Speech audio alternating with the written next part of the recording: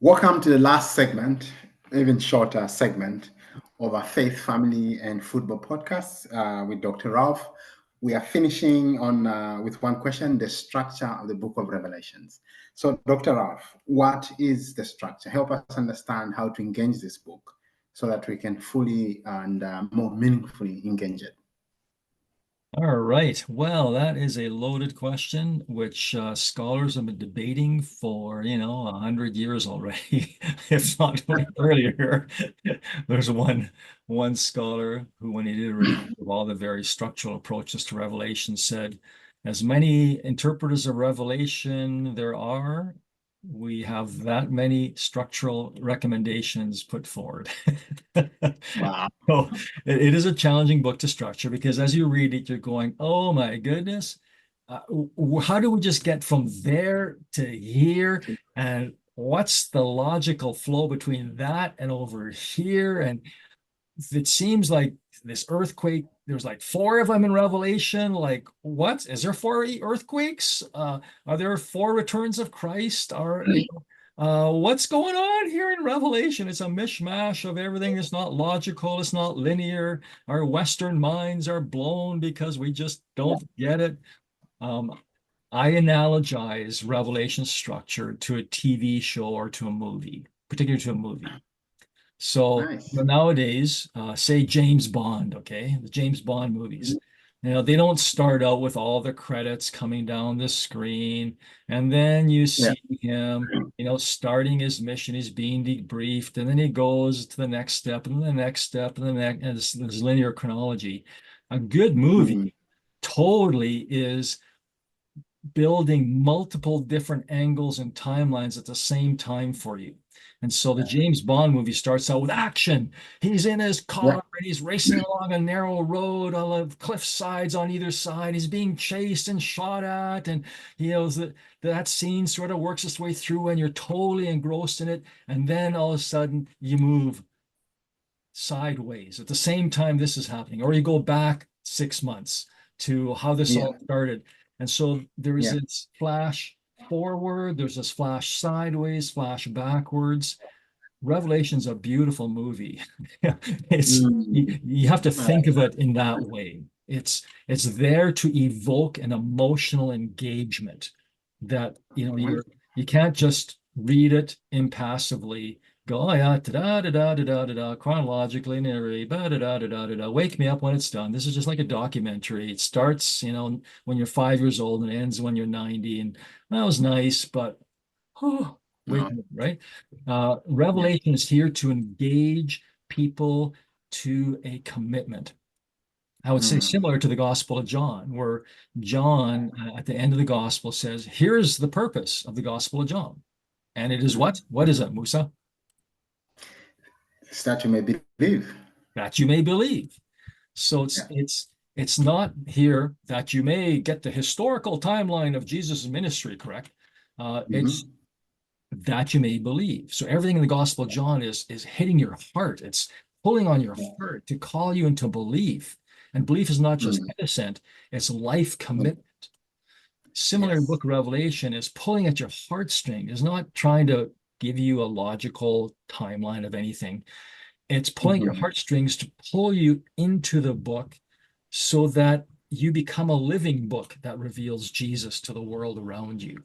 And so the Mhm. structure creates that. There's confusion. You have to think, you have to engage. You can't just sit back and passively and read it. You have to get into the book of Revelation. So that's one structural priority of the book of Revelation.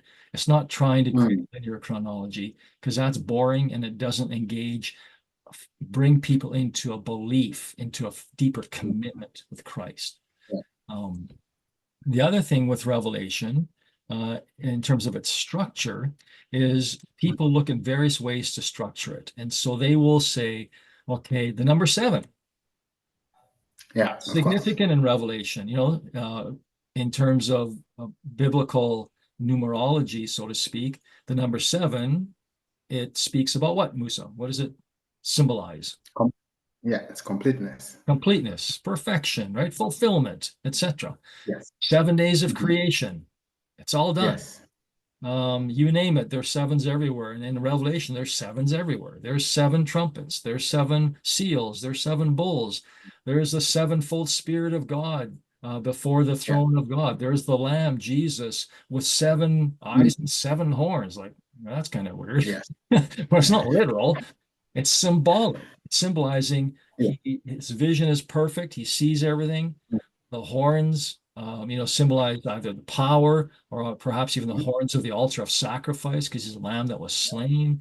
So you have these numbers in Revelation, 12, right? The 12 tribes, the 12 gates, Yeah. 12 foundations. 144 is the width of the wall of the New Jerusalem, 12 times 12.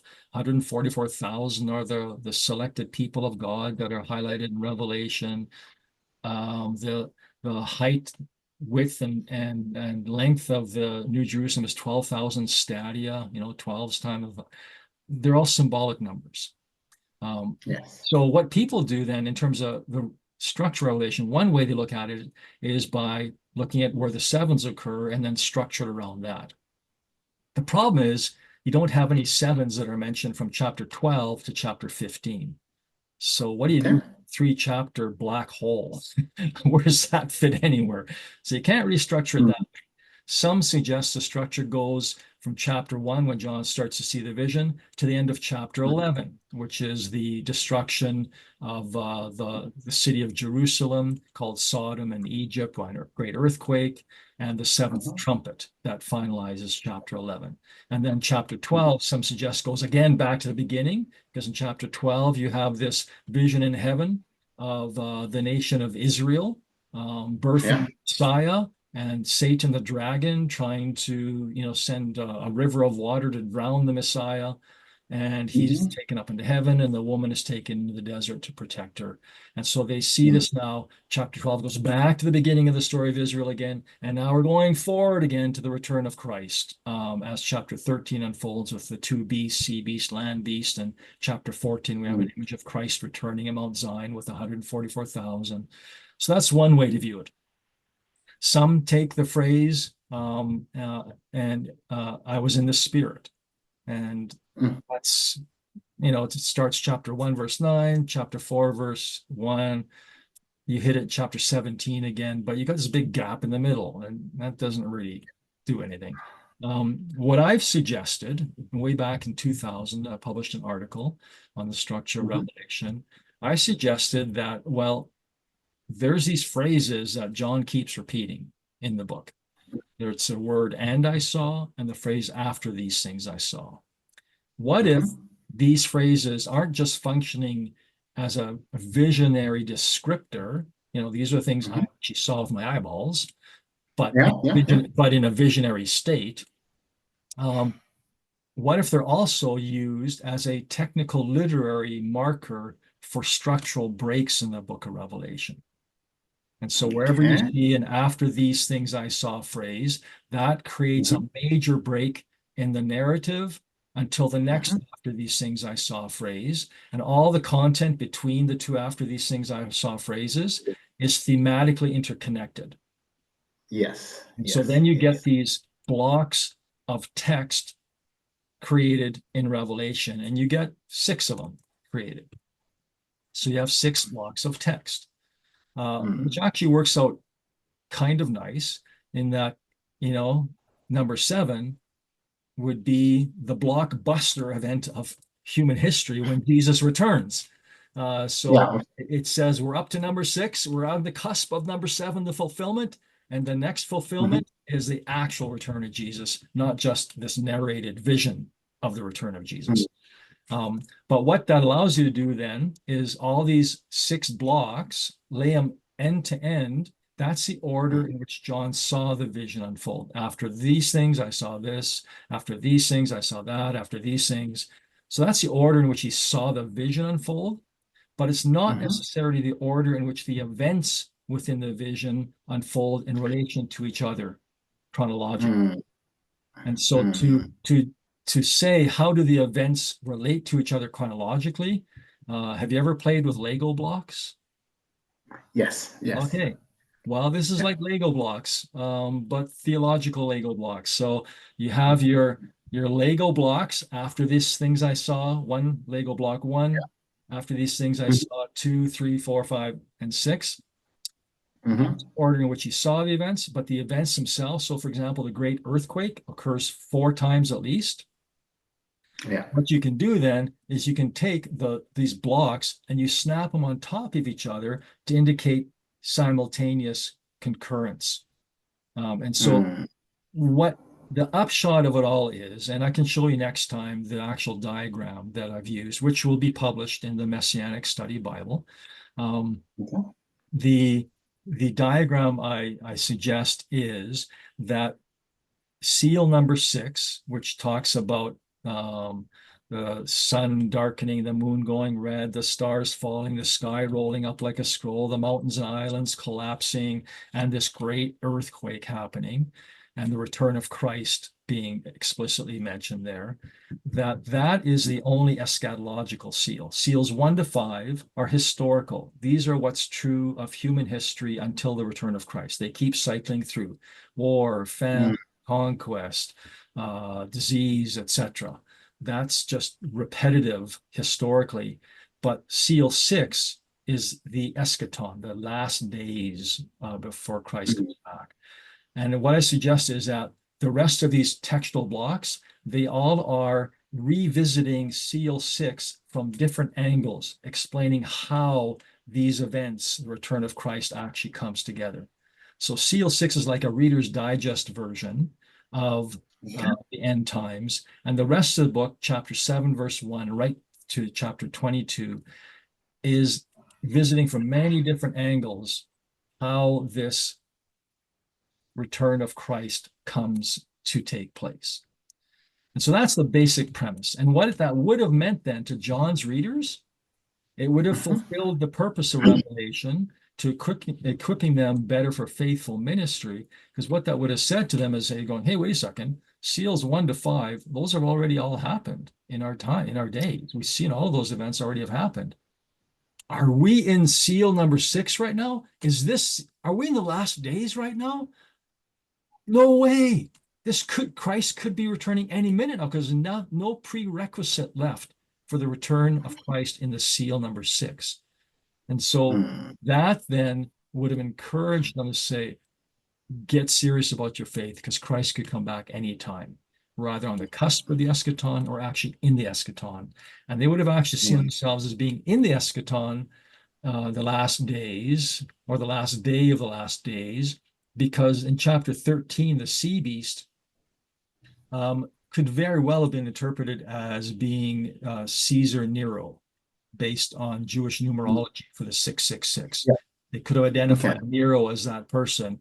And so if Revelation is being seen in Nero's day, 666 is able to be identified with Nero through the Greek and Hebrew.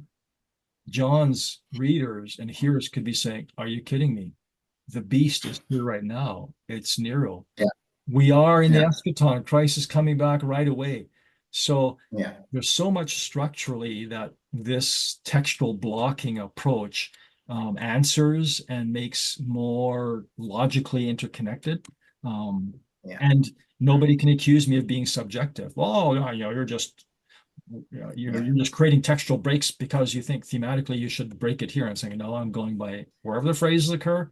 That's where I'm making the breaks. And what happens when we do that? Well, look at this. That's pretty impressive, actually. It helps make a lot of sense of what's going on in the book of Revelation. So a lot more details we can get into to just, point by point work through, but that's the basic premise. That's so perfect. I think that explains why we had times, and could call them epochs in the times past, when people felt like the end was imminent. Yeah, that's the explanation. It just brings that to a proper logical conclusion in my mind to say, wow, that's just how it is. So before I finish, is there a center to the book of Revelation? Is there a center to the book of Revelation? Yeah, and if there is, what is it? What is the center of the book? Well, it depends what you mean by center. Is there a narratological center? Is there a literary center in terms of how the text is organized? Is there a thematic center? You know, Let's go by the thematic center, because thematic center. literally, yeah. Yeah, But I think in my understanding, that could be the most important center that we should yeah. look for. I mean, for me, I would suggest again, it goes back to that twofold purpose. It's Yes. revelation of the things Jesus is that are coming, Jesus showing us, but it's a revelation of Jesus himself and who he is. And I think that's the thematic center. And you even see that particularly when you have trumpets revealed and bowls revealed. You have these worship scenes. And I think the worship scenes centers us back into Christ again. You see all this stuff, and then all of a sudden we're in heaven worshiping the Lord again. It's like, okay, take a breath. All's good. God's in control. It may look like it's out of control. May look like it's horribly out of control, but God is seated on his throne, and he's at peace and rest, and he will finalize all things. Okay, I can recenter myself in Christ again. And I think that's the center point, the central emphasis there. Praise the name of Jesus. This has been a powerful time. Wow, thank you, Dr. Ralph. This was very insightful, very educational. And for our viewers, I want to invite you to write in the comments on my profile, and those that will view from Dr. Ralph's profile, on his profile, any questions that you might have pertaining to the things that have been talked about today. We will be talking about the book of Revelations in the subsequent sessions. But I want to really emphasize the fact that if you got something that you don't really understand, or you appreciate something, please write something. Tell us what you appreciate. Tell us if you have any questions that you need to ask. If you need clarifications on anything, just write us and on either my profile or Dr. Ralph's profile, so that we can begin the next podcast session with answering those questions, so that this can be, we can have dialogue, and we can really get to appreciate more of what we are learning. For me, I'm learning a lot, and I know you are learning a lot too. This is very crucial. It's very important. We're getting this that will help us lead well, especially for those of us that are leading people. These sessions will help us lead very well. Yes, as we finish, Dr. Ralph, thank you so much. This has been a wonderful time. Thank you for your time. Thank you for your insights. And thank God for allowing you to share with all of us and to teach all of us and show all of us the way we can engage the book of Revelations and many things that pertain to scripture and to the kingdom. Thank you, sir. It is my pleasure, Musa, and thank you for the privilege of this opportunity. It's a joy, and I look forward to questions. I mean, we want to serve the community and help dig into the issues that are of importance. So yeah, we're here to serve, and look forward to getting some questions in. Sweet. So guys, it's always a pleasure. Thank you, and enjoy. Bye-bye.